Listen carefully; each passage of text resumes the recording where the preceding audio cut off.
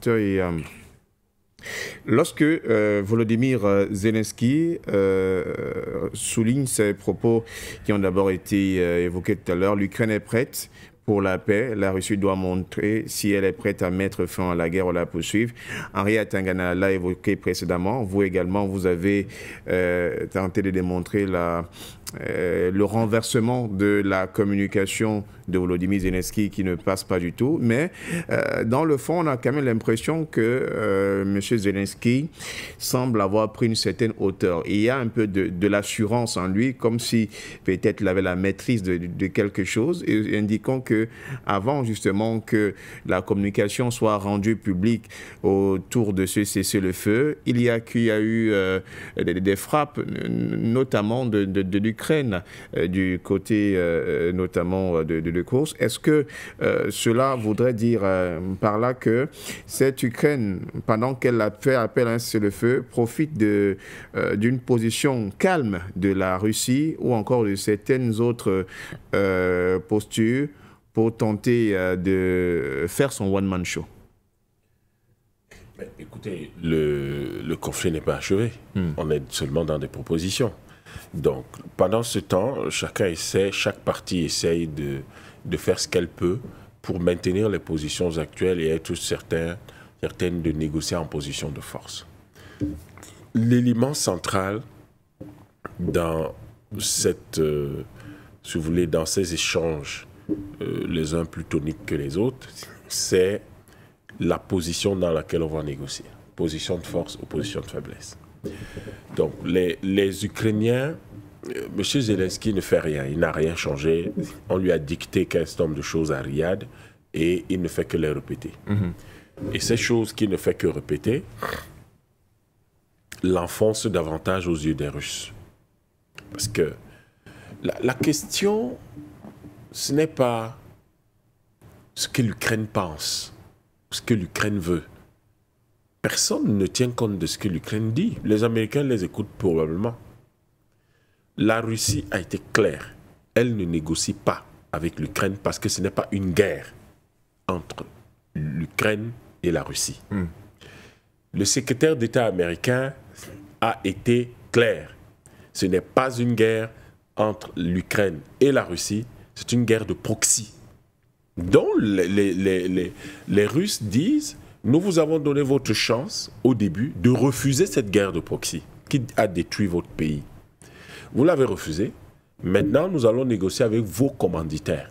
Et les commanditaires de cette guerre, on le sait désormais, c'est les États-Unis.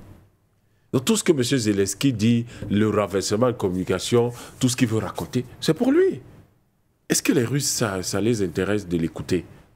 Ils ont déjà dit qu'ils ne l'écoutent pas, ils ne parlent pas avec lui. Donc il gesticule autant qu'il peut, les Russes ne vont pas parler avec lui. Sauf que c'est inquiétant. Oui, on va voir si la Russie veut la guerre, la Russie veut la paix, mais ça c'est des enfantillages. Faites de petits chantages d'enfants en disant oui, nous proposons ceci et on va voir. Et le secrétaire d'État américain vient dire oui, on verra quel est l'obstacle à la paix. On va poser la proposition cessez-le-feu sur la table. On dit voilà ce qui est sur la table. On ne parle pas comme ça à une grande puissance. Allez parler comme ça aux colonies, pas à une grande puissance. Vous venez dire à une grande puissance voilà ce qui est sur la table. Soit vous êtes novice en politique et en géostratégie, vous ne comprenez même pas dans quel monde vous êtes, soit vous êtes purement et simplement quelqu'un qui croit que la surenchère est une technique de négociation, soit vous êtes quelqu'un qui, au fond, n'a aucune solution à proposer et dont vous jouez. Sauf qu'on ne joue pas avec des stratèges comme les Russes. Et on ne joue pas avec une grande puissance. Une grande puissance a des experts en stratégie de tout niveau, de tout type et de tout genre, et vous ne pouvez pas jouer comme ça. Je crois que les Russes doivent être en train de sourire en se disant, bon, quand ils vont finir par s'organiser, ils nous feront une proposition et on verra. Parce que pour le moment, ils jouent, ils cherchent confusément une voie, ils essaient de trouver ce qu'ils peuvent nous dire, mais ils n'arrivent à rien de dire de concret.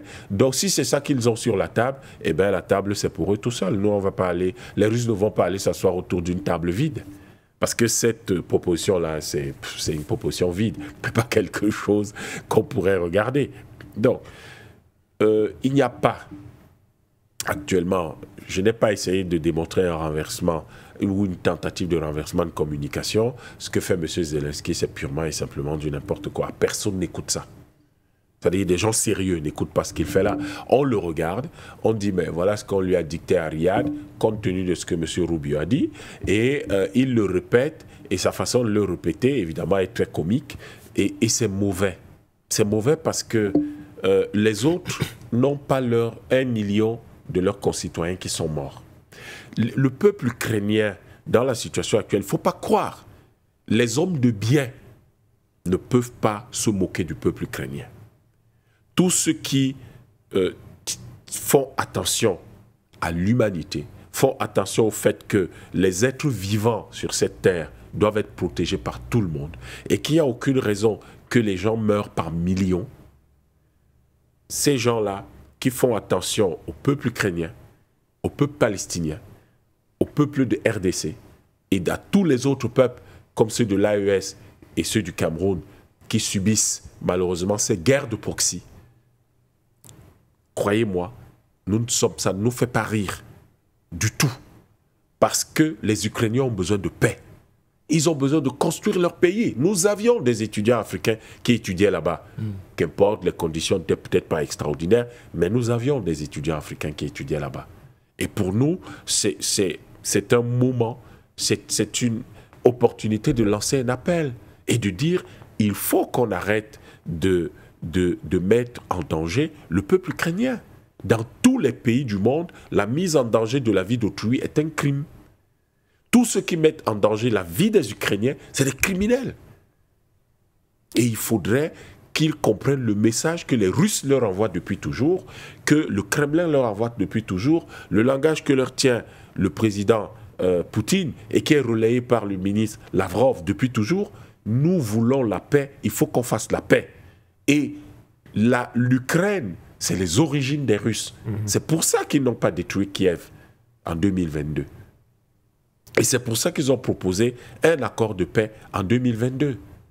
Mais personne n'a suivi. Évidemment, les autres, l'Ukraine... Vous savez, quand les Américains disent « nous soutiendrons l'Ukraine jusqu'à la mort du dernier Ukrainien », ça veut dire qu'ils sont prêts à un génocide en Ukraine, à organiser un génocide en Ukraine, tant que leurs intérêts sont préservés, tant que leurs intérêts sont protégés. Alors que les Russes sont là, ils se soucient du fait que les Ukrainiens puissent continuer à vivre normalement, en paix avec eux, et non pas à être décimés comme ils le sont aujourd'hui par une guerre de proxy que le peuple ukrainien manifestement n'a ni sollicité, ni ne soutient, ni ne veut voir se pérenniser, alors que des intérêts étrangers, américains et européens, occidentaux en général, veulent de cette guerre.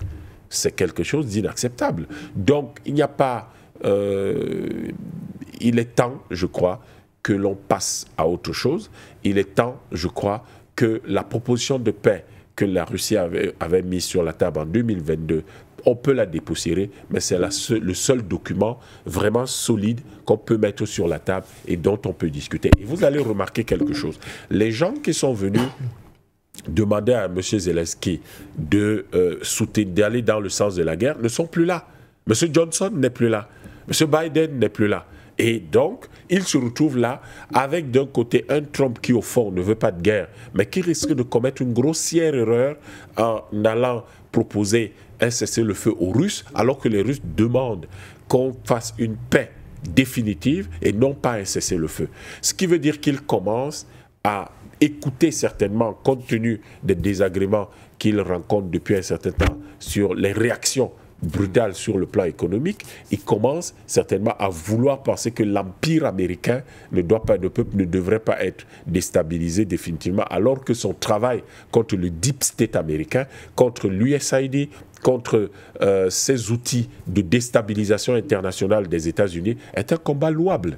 Et il faut qu'ils maintiennent le cap. C'est ça qui va sauver l'Amérique. C'est ça qui va sauver les États-Unis. Ce n'est pas cette espèce de Pax Americana, ce n'est pas du tout cette espèce d'arrogance américaine qui a provoqué cette guerre en Ukraine qui va sauver les États-Unis. Ce qui va sauver les États-Unis, ce qui va nous éviter le risque que lui-même pointait dans le bureau ovale, à savoir une troisième guerre mondiale, c'est de reconnaître qu'il y a une grande puissance en face qui s'appelle la Russie et que cette grande puissance, malheureusement, on ne la traite pas, on ne gère pas avec elle, on ne discute pas avec elle, on ne